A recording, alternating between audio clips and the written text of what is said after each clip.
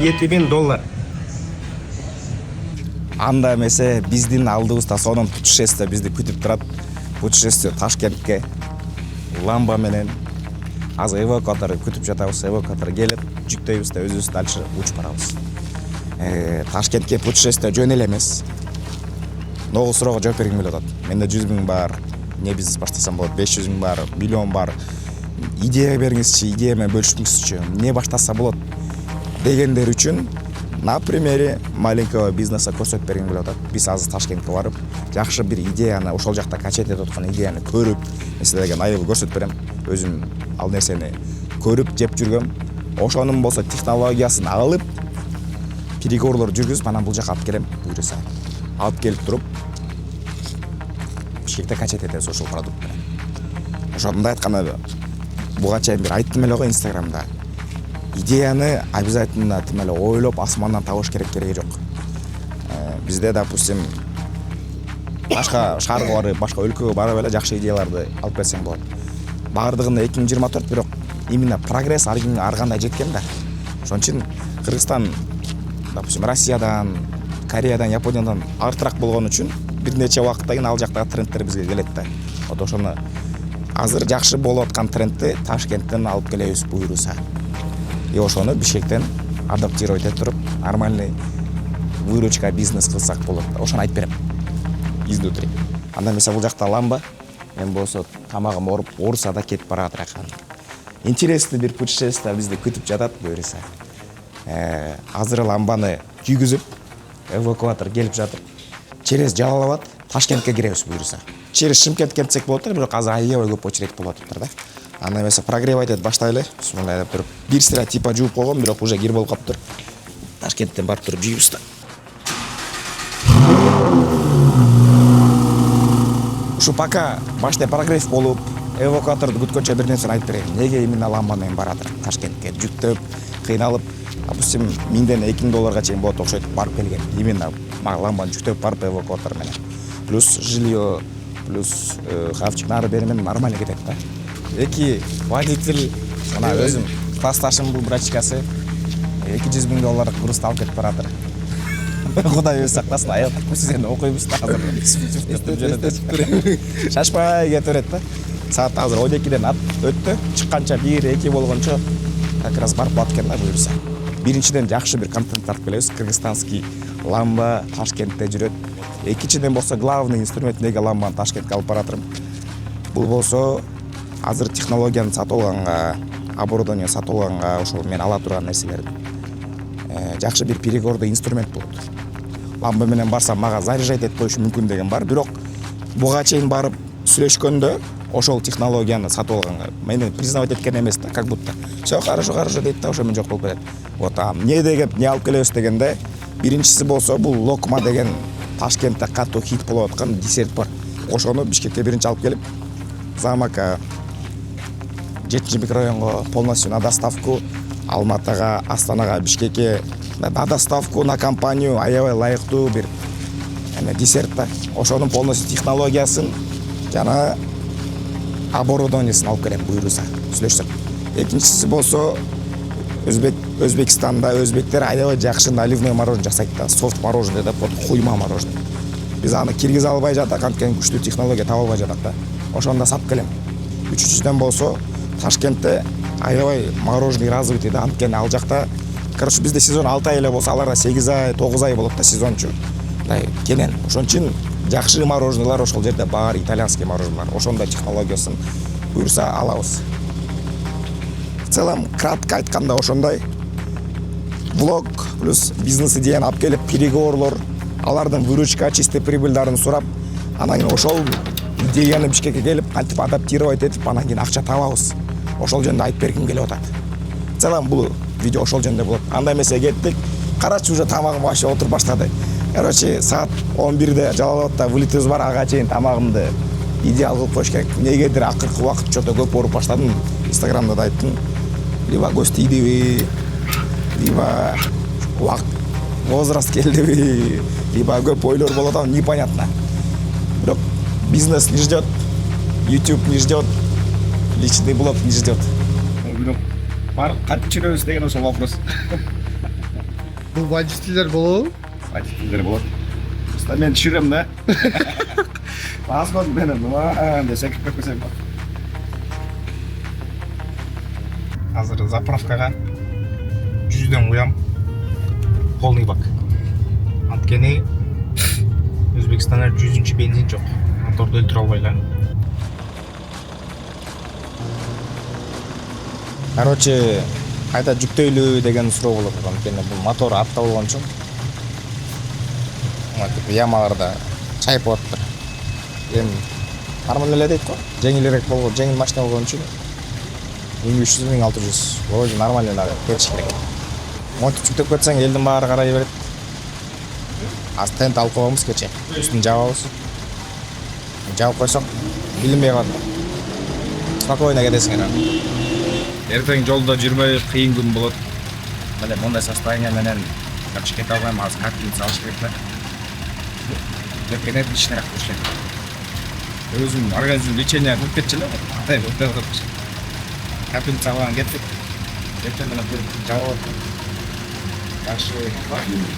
Машина продолжает.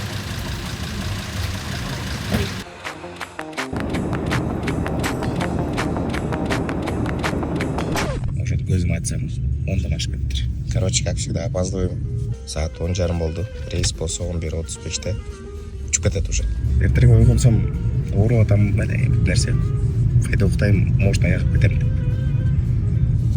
Азыр бул красавчик, если учуп барып туруп эрте жетишкен болсо, дополнительно 5 сом жемейсиз.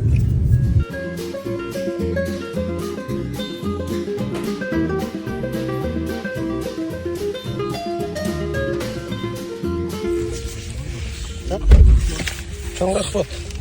Жаштык. Как я обещал, бул сверху, а душа? Анан кийин Шашпай басаң. Шашпай. Жаш айдап келди.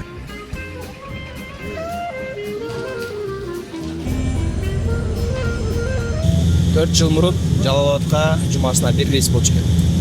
Азыр күнүгө 2-3 рейстер бар. Ошко, Таласка, Каракол, Маракол. Короче, внутренний рейстер аябай өнүгүп отур да. Всегда полный, байкасаң. Ачык спрос бар. Элдердин акчасы пайда болду, элдер мобильность бат-бат жака жетип, проблемалар чечип, бизнестерди ачып кылганга жакшы бир среда пайда болот деп ойлойм. Туризмге дагы жалам байкаласың да потихоньку өнүктат Кыргызстаны. Ресторан пайдасы жок.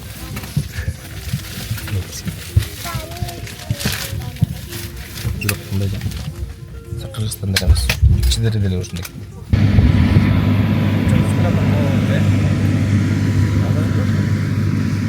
Жаңы аэропорт беле? Жаңы.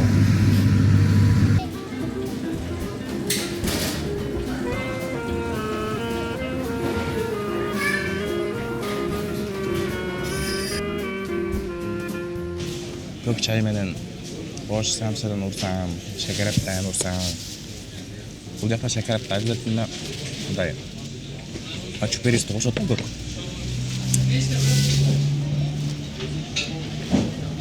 Короче, кайф. Өзүнүн бир эмеси бар.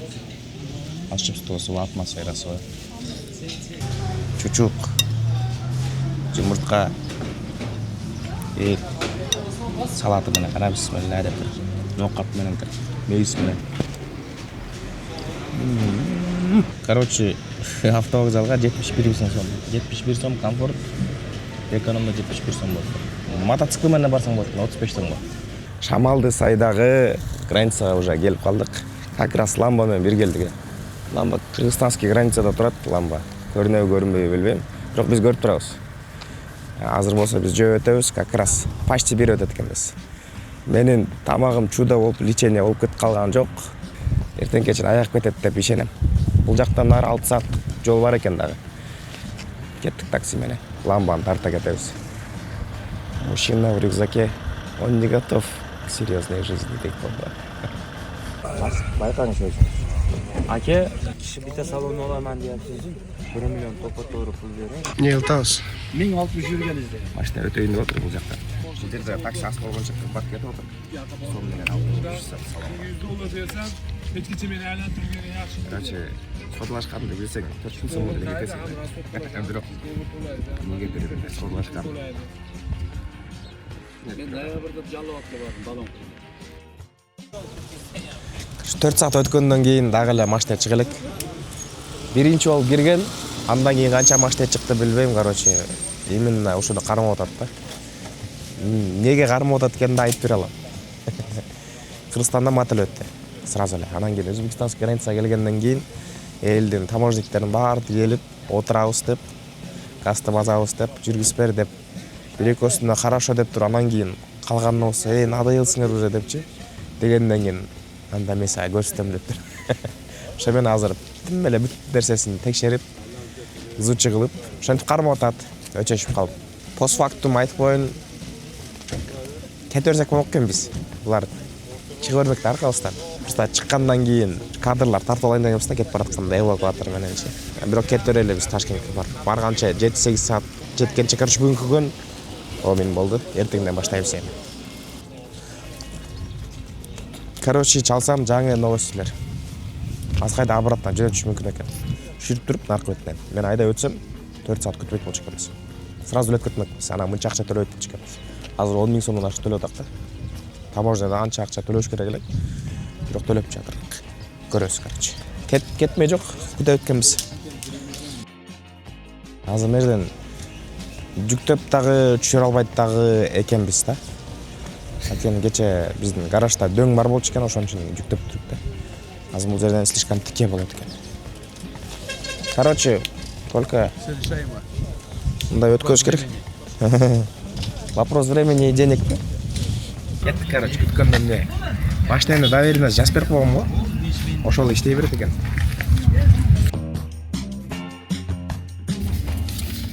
$900 000 болчу. Акажан чалды. Мен өзүм өткүзүш керек деп. Кайтыш керек. Онун бул жак айдан кийин кайда чалды? Бул жак таможняның историясы бүтпөй койду го. Жүрөбүз ошол жерде. Аштен айда өтөсүң да $20 эле төлөйсүң. Кайда жүктөп кетесиң. Ошондой кылып беребиз деп го. Хорошо. Таможниктер өздөрү айтып, деген начальниктер баары келип, короче. Баарды кызыктар болуп атат, ламбаны өткөрүп. Өчүшүп калбаптыр.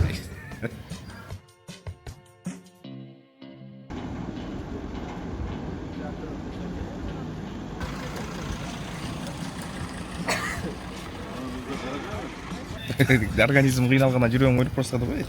Короче, Егор атасың. 6 саат кармадыбы? 6 saat, 6 saat. 6 саат. Деле жыргап жатмакпыз да. Бирок турабыз биякта, эмне? Алыс жолго дагы 7-8 саат. Кто сказал, что будет легко, да? Приключение ошосу жакшы. Билбейсиң эмне болот экенин. Акча калмады, пул калмады, наличка. Только карточка да бар. 80 000 бар. 80 000 сум бар го.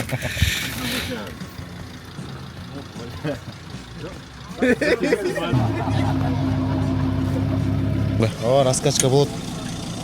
Скорее всего, ну, давайте не будем рисковать по ходу. Өткөндө буюмун жүктөгөн ушундай ягым эметип койгон болчу.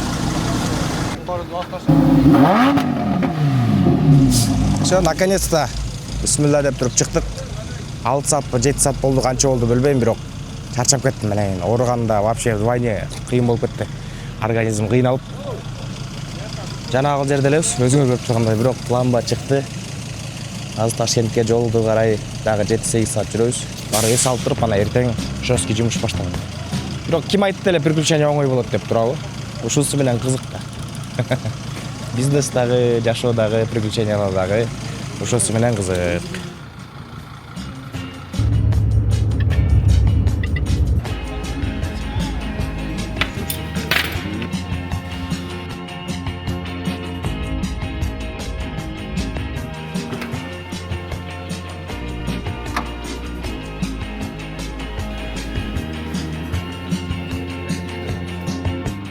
Hayat Regency'ге дерске болуп кирип келейин дедик эле. Саат канча болду? 3 болду. 3төн саат 12ге чейин $472 дейт. Эртең болсо $230 эле бронировать эткенбиз. Биринчи жолу көрүп атам. Букингде арзан болуп аткан. Негизи напрямую чалсаң всегда арзаныраак да. Анткени комиссия кошулат да. Ташкент эми ачык айтканда Бишкектен алды да. Ташкенттин населениясы неофициально 6 миллион. Официально 2 миллион ашыгыраак бирок. 6 миллион жүргөндө эл билинбейт да. Таптага пробка биздикине жесткий эмес. Анткени өзү Ташкент землетрясениядан кийин чоң Советский Союз убагында миллиондой город рассчитанный болуп курулган. Мындай инфраструктура ошол нерсеге ылайыкталган да. Бишкек болсо миллиондой городто баштан ген план боюнча ылайыкталган эмес.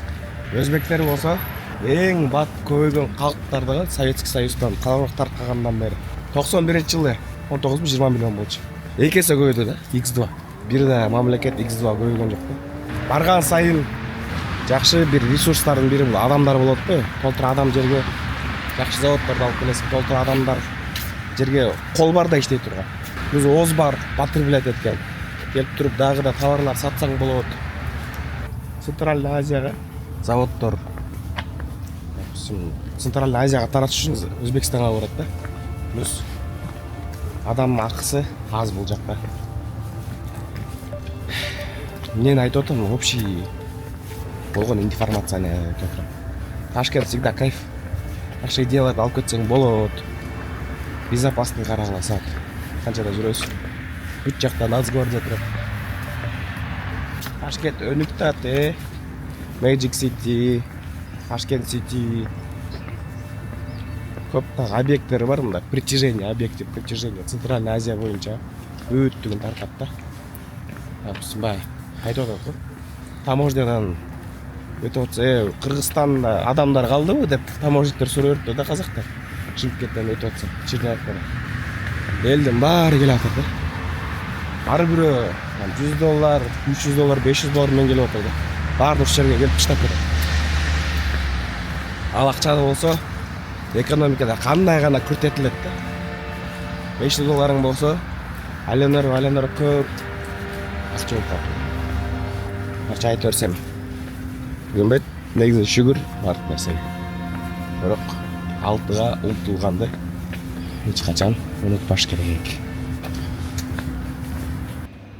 Акча, паспорт, загран, карточка акчасы менен бүт башка калган. Чөтөккө чыккан. Келип жаткан эле Румтур. Ташкент за $200. $200. 3 кишилик турбайбы бул жак. Айнек город эмес. Эртең $230 намного лучше можно снять да. Негизи. Ачем в целом укташ керек болду да. Эртең ушул эле бага башка отель көрсөтөм.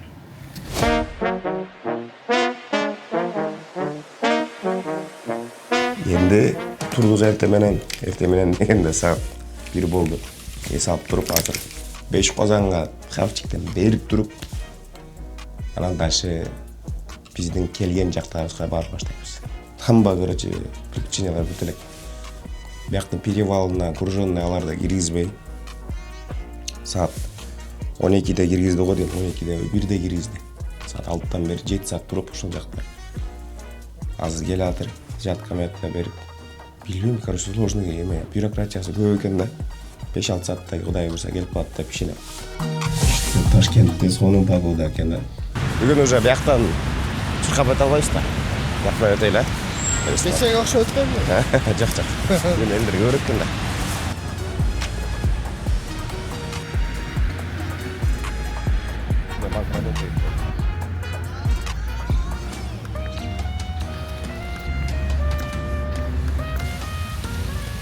Короче, кече деле $200, бул болсо $230, $30 айырма. Бирок уровеньде карточкасы өзү эле кирген экен, бир жол кирген. Кеттик. Стандартный номер. Ушундай номер болчу. бирок мындан кээде арзан, кээде кымбат. Тигиде жакта вид жок болчу. Бул жерде вид вроде нормально. Тошкент Сити.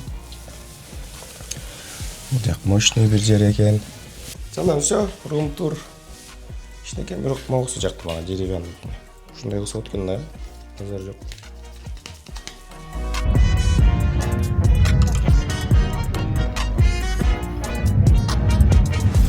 Беш Казанга обязательно келиш керек Ташкентке келгенден кийин. Ушундай бир must have сыяктуу болуп калды да. Туристтер жалаң келсең туристтер. Magic City'дегидей эле, Ташкент City'дегидей эле Беш Казан обязательно келе тургандай бир жер болуп калды да. Но негизи мамлекет курган эмес, частный бир бизнес эле курган жер да. Элдер толтура, ё-моё. Да, тамагы местный өзбектер үчүн вау болбошу мүмкүн, бирок бизге окшош туристтер үчүн берисимо. Антураж бар да, атмосфера. Карасаң, бир карап көрсөң, местныйлар деле толтура экен. Шакараптан аламыз, Беш Казанда эмес. Аппетитиңер ачылып кетсе, азыр бизде технический открытие болду 70 микрорайонда. Бабул тийчем дегендер, мороженое жейм дегендер болсо келгиле. Барды кеңирээк айтып берем. Ушу Беш Казанды карап отуруп, мен ойлосом, монопродукт деген бир тема бар го. Бир продуктка акцент коесуң. Ошол продукттан до конца качать этесиң да. Вот ушулар пловко койгон, калган баары доп продажа. Ошо монопродукт, эсо ашка акцент койгон үчүн булар. Кутман айтышы боюнча жылына $50 миллион. Оборот по чистой прибыли кылат экен. Элесе төрөй, хавчиктен $50 миллион кылышты. Бакта элдер бүтпөй жатып, түгөнбөй жатат го. Келип кетип, ушун баарына кантип баш жазайт. Ладно. Наслаждаемся, не о бизнесе. Bir gün, bir tün ötüp машина келди. Тошкентке. Агында укромный местага келип, түшүрүп отурук. Эмеси, аркасы жырылып калыптыр го. Азыр могу жерден түшүрүш керек. Түшүргөн понт экен негизи. Эси жашынакай ылайыктуу жер таппасаң. Байкага барабыз. Жууп туруп анан чыгабыз.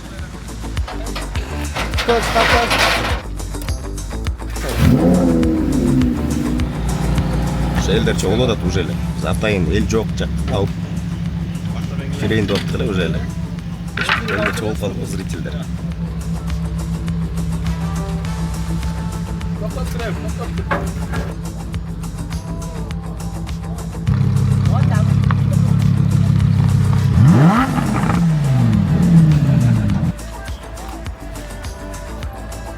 Сага мен 5 миллион эле берөчү.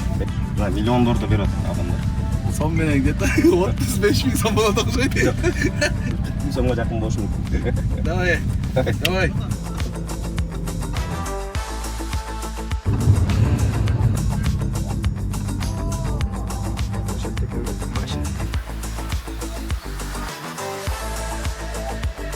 Мен өзүм мынча таза Lamborghini көргөн элем. Мен оюмча заводдо да мындай таза болуп чыккан эмес го дейт. Эле ар бир нерсесин жууп атат. Сүйүп жууп атат.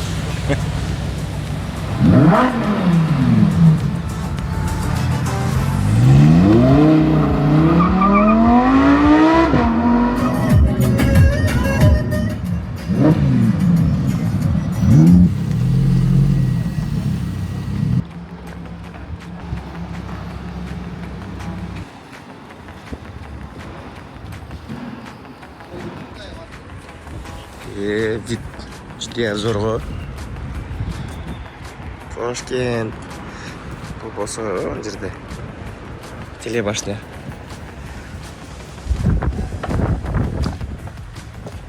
Короче, өтө зеленый город. Ташкент. Машинке бассейнге барамызбы? Ушул жерде жатпадык бабай биринчисинде.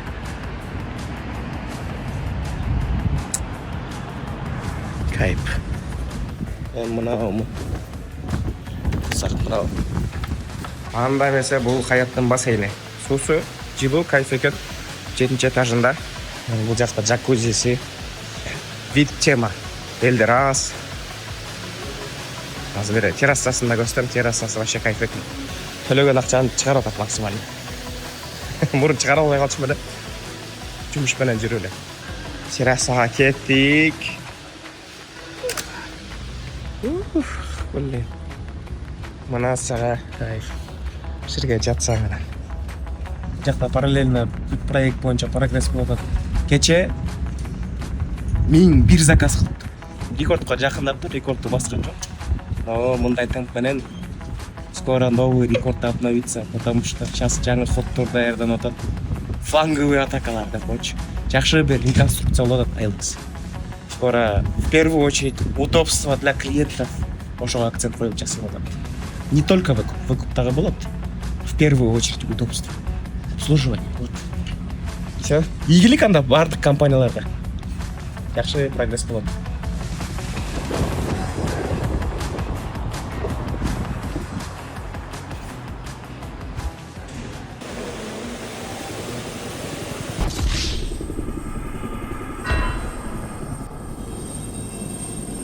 Бүгүн экинчи күн Ташкентте эми иштегенге убакыт келди.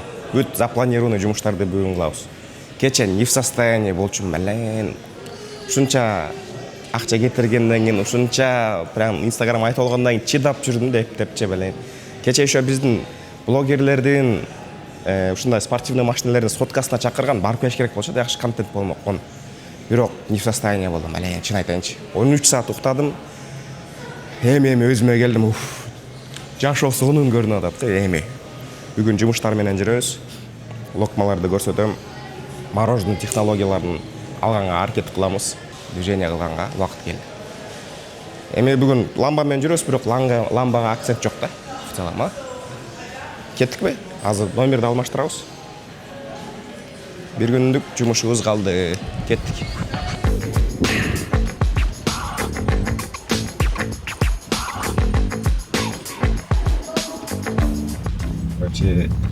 Бишкекте негизи ком калды окшойт. В целом. Ташкентте өтө карап атат. Ташкентте негизи ламба бар да. Азыр завтрак кылып алып, андан кийин уже эмне үчүн келген болсок жумуш. Ошолорду кылабыз. Бул жерде качет эткен жакшы бизнес бар. Локма дегенди билесиңерби, билбейсиңерби, мен көрсөтүп жүргөн стористерден. Аябай жакшы касса жасайт да.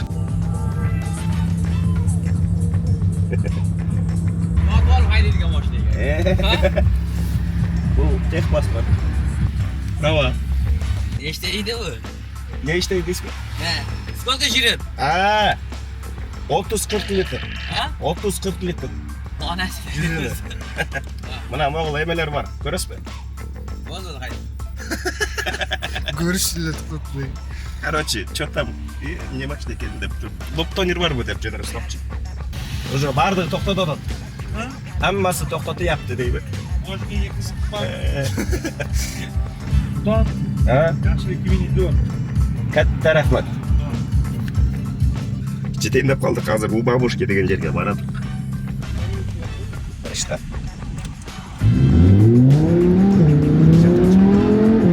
Канча камера түштүм деп ойлойсуң?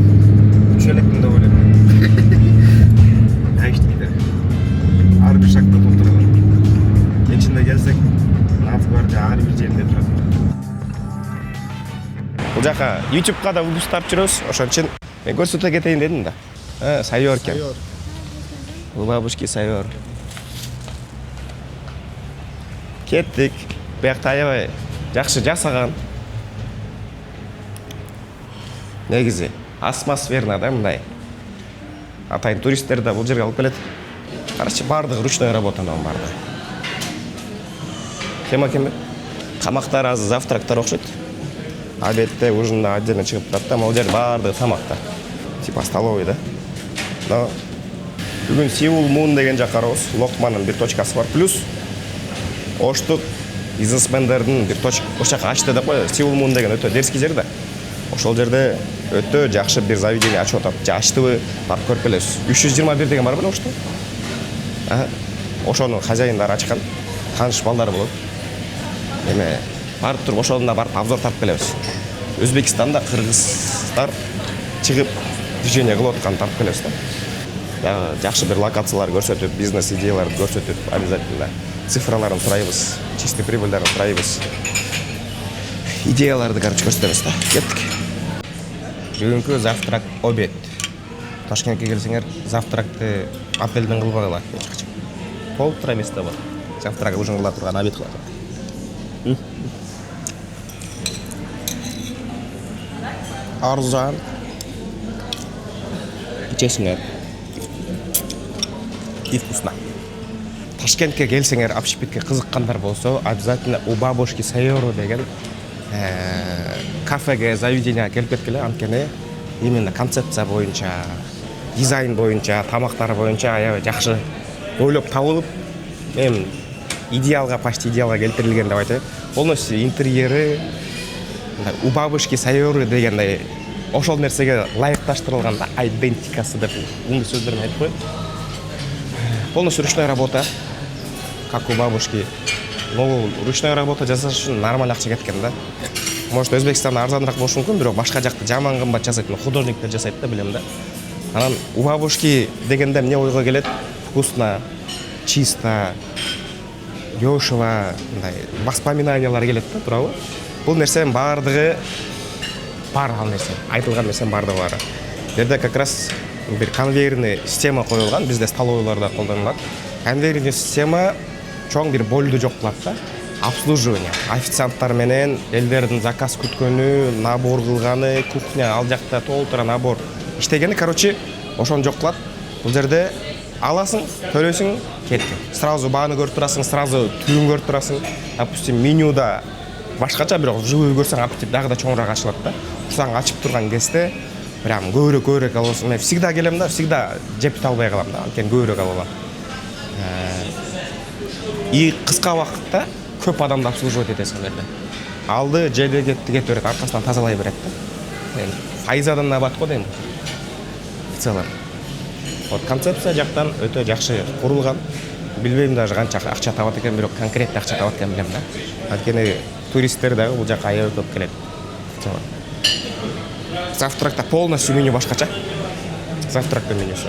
Обедте полностью обедтин менюсу. И ужинда да вроде алмашат полностью. Он нерден барын жасаш үчүн азыр элдер асырак экен, бирок элдер всегда көп болчу. Но светильниктерин да тоже мындай необычно. Корона. Да. Детали решает деген вопростун неси важный. Допустим, сол нерсени көрүп атасың, а бир жагынан внимание обращать этпей койсо, а бул баардыгы бутафорский бир поделка деген деп до конца атмосфераны бербей коет да. Ошон үчүн детальдарга чейин баарын жазыш керек да. Ташкентке неге келдик дегенде, Локма деген технологиясын алып келгенге келдик. Локма деген не десеңер? Локма деген борсок сыяктуу, сырты хрустящий, ичинде начинкасы менен, сливочный начинка менен. Сыртына шоколадтан, белый шоколадтан, черный шоколадтан, фруктылардан кылып берет. На компанию аябай сонун бир десерт да. Бул Ташкентте аябай өнүккөн негизи. Ушака келип туруп, аз технологиясын сурайын деп атырак да. Заведениялар көп. Чоколакманын 9 заведениясы бар экен. Локма Ко деп айтылган 4 заведениясы бар да. Короче, качают. Ассаламу алейкум. Эме менеджердин номерин алсам? Алейкум ассалам. 187. Чоколакман 9 филиалы бар. Локма Ко дегенки 4 филиалы бар. Эко конкурент экенин билем. Дагы башка локма жасаган заведениялар бар. Короче, бул мага арзаныраак предлагать этти деп азыр көрөсүз. У бабушки Сайоры, да? У вас там есть точка, мы здесь кушали, было вкусно. Я спросил у управляющего, есть ли номер, с кем можно поговорить насчет франшизы, технологии, всего этого. Хорошо, спасибо, жду. Аз директорга айтайын дейт. Локма Ко дегенди жакшыраак дейт Айжамал. Ошол чалып тур жагы.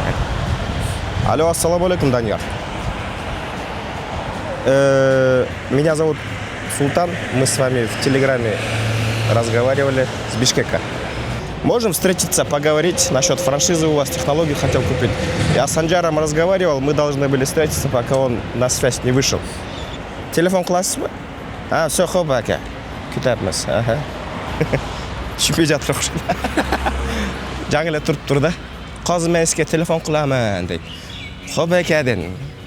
Короче, ждем. Жолугуш керек. Франшиза сатып алып атканда в первую очередь нени карайт?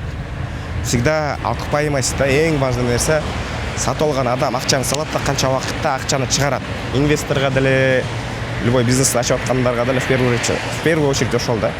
Мына мен силерге көрсөтөйүн деп аткам, ар бир точканы көрсөтүп, көрдүңөр да депчи. Потокту элдер канча средний чек алып атат, кандай канча количество клиент келип кетип атат и примерно күнүгө канча акча табат. Ошону көрсөтүп берип, вложенияны канча убакытта актайт деп туруп, примерно түшүндүрүп берейин деп аткам. Бардык нерсе примерно ошол. Анан түшүндүрүп берип туруп, анан переговорго барганда силер түшүнмөксүңөр да. $10,000 дейби, $15,000 дейби, там $30,000 дейби, стоит или не стоит деп өзүңөр уже ойлонуш керек болосуңар да. Вот в целом ошону айтып берем да. Жарыкта просто көрүн, эч ким отурбайт да, адамдар устоодо ичинде. Ташкент кечке мал гүл айтып чыгат, летниктерде отурат, кечке мал кайф. Жарыкта ысык. Ташкент. А жаз болуп еще терпимо, бирок жайында ысык да, нормально аябай эле. Ошо. Азыр болсо четинен Ташкент Ситиге кетип берели. Дагы наливной мороженыйдын да технологиясын, шариковый мороженый технологиясын алыш керекпиз да. Биз локмаларды пока временно кечке малкага алып туруп мороженыйларга бара берели.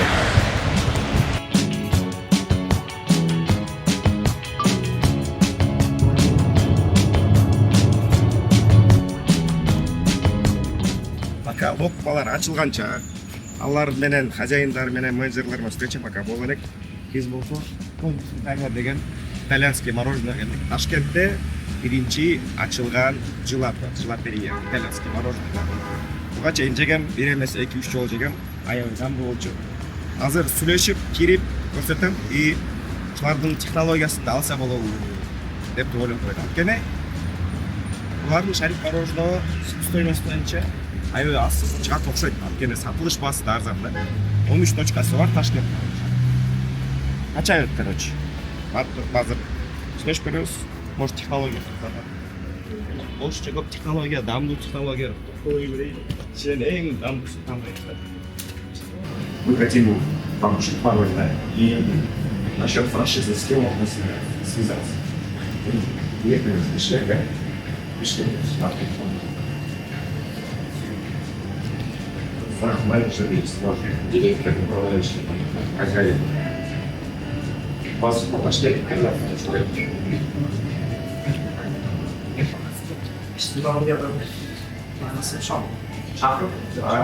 Assalomu Yaxshi kelsangiz, Toshkentdan keldik.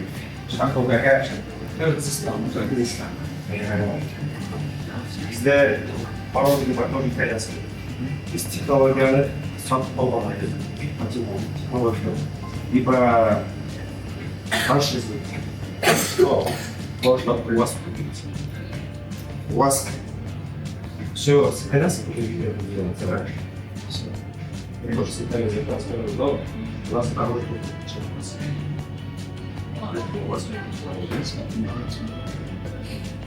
да, чистая вара. Шарик салгат, примерно сам. Италия очень салгат. Даже талант плюс десерттер бар. Тоже аябай дамдуу десерттер бар. Тирамису, меренговый рулет. Бул жакта дагы десерттер бар. Знаячка бар, марсик тоже. Короче, номерди алдык.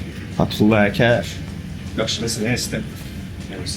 Негизи, мен силерге айтып берейин. Ташкентте климат биздикинен караганда көбүнчө ысыгыраак болгон үчүн. Бuyakta сезон 6 ай эмес, бизде 6 айда да өсүп 5 ай даже. Бул жакта 9 ай сезон. Болгон үчүн мороженый, напиток аябай жакшы ушундай сыяктуу. Мындай сезон чоң болгон үчүн бизнестин окупаемости аябай жакшы болот. Допустим, Айленд бул жакта ачылса 2 сезондо 3 сезондо акталып жүргөндүн ордуна 1,5 сезондо акталып кетет. В целом аябай ушул нерсе влияние этет да. Ошон үчүн бул жерде напиток боюнча, мороженый боюнча, ушундай холодный десерттер боюнча аябай өнүккөн. На шаг впереди, на 2 шага впереди десе болот бизден караганда. Тоже карасаң, он литрлерден жасап, желатерия. Бизде андай понятие жок да пока. Келип тамак ичкенден кийин мороженое жеп отургангачы. Пока. Андай понятие жок бизде. Жетинчи микрорайон ошондой. 7 микрорайон ошондой болот. Жоқ, пока тамақ қоспайсыз.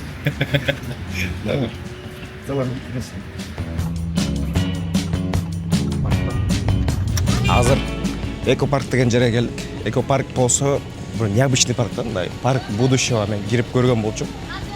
Аттракцион жок. Кичинекей жерге аябай сонун кылып парк курган да. Парк будущего негизи.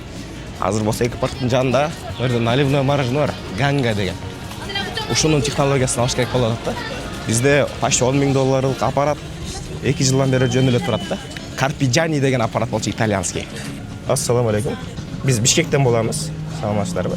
Технологияны, франшизаны сатып алыш үчүн эмне керек? Кимден байланышсак болот? Хозяин, менеджер. Менин местный номерин билбеймин да. Кантип билсе болот, текшерсе болот. Сиздин номериңиз да? Атыңыз ким болот сиздики? Райхона. Biz bugün bu жакта болобуз да. Мы завтра улетаем. Сегодня хотели поговорить, купить.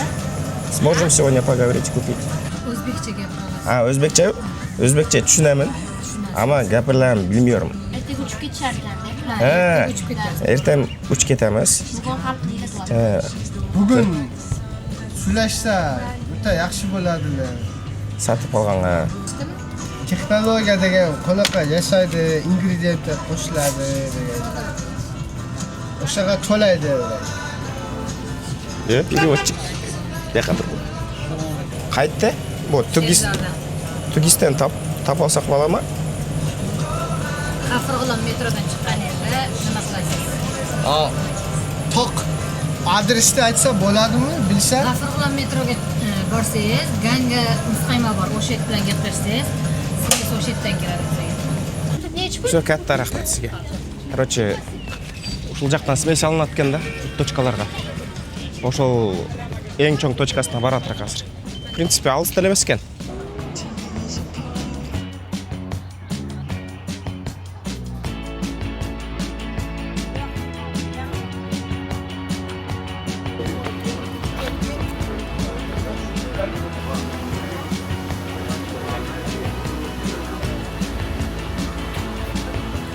Ганганың главный точкасы технологияны алган. Кайсысы?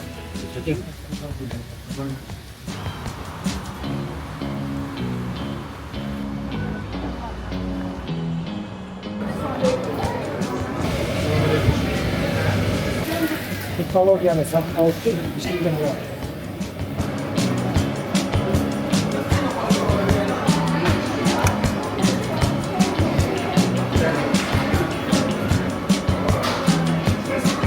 Вот это малина банан. Вот это который. Это все, вот это некоторые краска добавляют, это все натурально у нас. Иногда вот это на фруктовые малиновые косточки есть же, иногда выходит. Это натуральные. Некоторые какие пищевые краски добавляют там, туда-сюда делают, у нас не такое. Это у нас в 87 году открылся. В 87 году? Тиги экопаркта Гангага ушуш экен да? Технология сколько стоит, ака? Я это брат знает, я не знаю. Можете спросить, позвонить? Мы просто завтра улетаем. Специально приехали, чтобы купить для наливного мороженого технологии локму. Локму знаете, локма? Нет, сейчас вы хотите научиться, да? Да, купить за деньги. Хотим купить технологию. Человек придет обучиться. В целом вкусно. В целом, бро. 8 из 10 было, 10 из 10 болмаяпты. О что эменник бар ғой, ошо наливной мороженое дамдуу. Десертина менен магнит экен. Бирок мына вообще шариктер жок болсо, идеальный болсо жакшы болмок. Если у тебя там не Узбекистан, если там, я научу говорить. Если в Узбекистане нет, говорит. Нет. Хоть бы 100 тысяч долларов, хоть бы там 10 тысяч он говорит, пойдешь, запросишь, научишься. 10 тысяч долларов. Да. Ты сам абсолютно подумай. Если это, я отведу, посмотрим. Номер ваш могу взять или кого могу? Давайте. Еще раз, ака, как зовут вас? Ибрагим. Ибрагим, ака. Попробуй. Да, попробуй. Все, я записал вас. Я вам позвоню. Я только начал смотреть. Вас посоветовали. Очень вкусно. Султан зовут. Султан. Там, да? Ака, рахмат. Созвонимся. Созвонимся. Давай. Мощно. Төлейлік? Давай. Төлейлік? Алла разы болсын. Рахмат. Негізі 10 000 доллар деді да азырчы технологияны келіп үйретіп береміз бір жұма. Полностью айтып береміз. 10 000 долларға мен ойымша қымбат. Наливное мороженое просто көп та бұл жерде. 2 000 долларға, 3 000 долларға деле алсаң болады да. Цена, качество нормально, дәл келіш керек болады да, дәл келіш керек. Технология үшін да.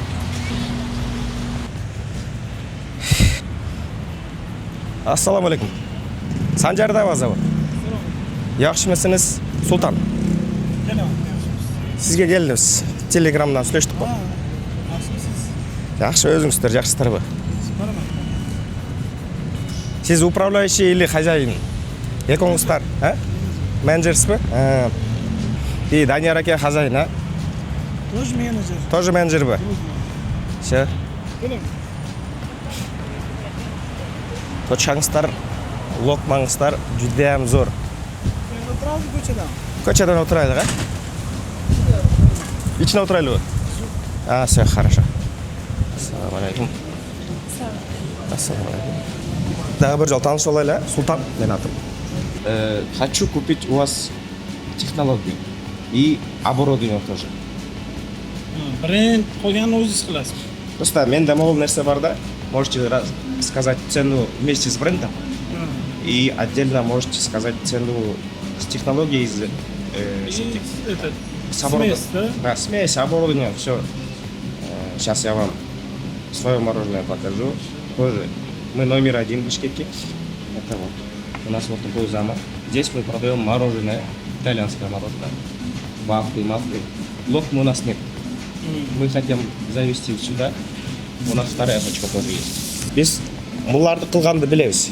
Бельгийские вафли, гонконгские вафли, бул венские вафли. Венские вафли yok буга чейин. Ал сатып алсак болот. Локма упаковкалары силерге упаковкалары барки. Оларын заказ берип сизден технологиясын, оборудованиясын самасын. Bozor yo'qmi? O'sha одноразовый посуданы sotadigan. Сизден болсо ошо баасын айтсаңыз жакшы болот. Bizda ham franchiza ko'p so'rab kelishadi. Qirg'izistondan, Tojikistondan juda ko'p so'rashadi. Bizani eshitadi, biz tushuntirib beramiz, nima qanaqa bo'lishini-da.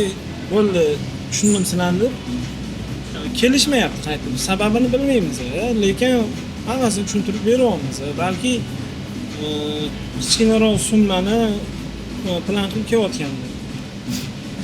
Franchizani narxi $70,000. Franchizani o'zi. Franchizani ichiga kiradi, mana qulplaylar. Nudniki beramiz. И оборудование beramiz. И научим. Смесь. Только это. Локма. Не только локма, да? Да. И этот вафли сухой будет. Смесь сухой будет. Короче. Все, да. Да, понял вас. Франшиза ошондой болуш керек да негизичи. Энди $70,000 негизи нормально эле бак. Теперь я хочу просто отдельно локму купить у вас. Технология смесini aytyapsiz. Смесь, оборудование сизден сатып алам деп атам. Биз локма кызуу, то'g'rimi? Vaflilar kızуу. Вафли биз кылган билебиз да өзүбүз. Yapar. Bitta so'rab, men gaplashib, chunki hali bunaqa hech kim so'ramagan edi. Buni narxini aytishmagan. Shuning uchun men so'rab sizga ayta olishim mumkin. Yaxshi bo'ladi, akajon. Qancha bo'lasiz Toshkentda? Ertaga ketaman. 3 ketaman.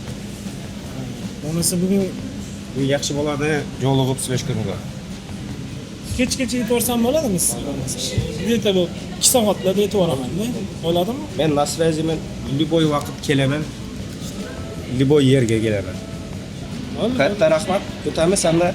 Salomat bo'ling. Assalomu alaykum. Xohlasa Seul Munga borib da video tartamiz. Texnologiyasi qanday yoziladi? Полный брендированный lokma deb, ha?